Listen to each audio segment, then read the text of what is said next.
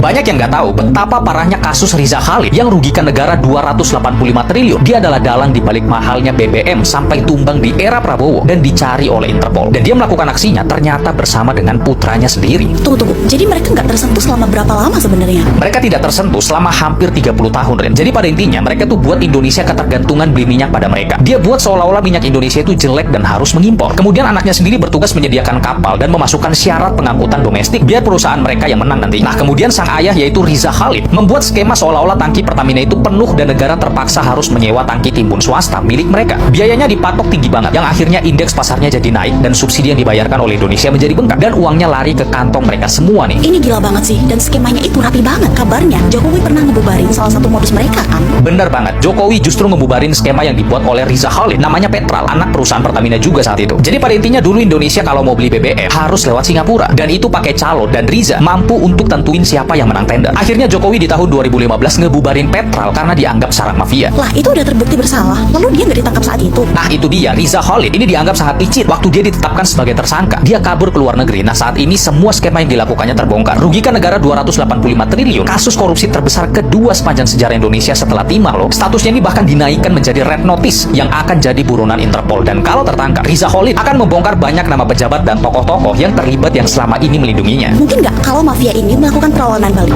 Ya mungkin aja, karena mereka kan punya uang dan jaringan yang kuat, tapi negara tidak boleh kalah.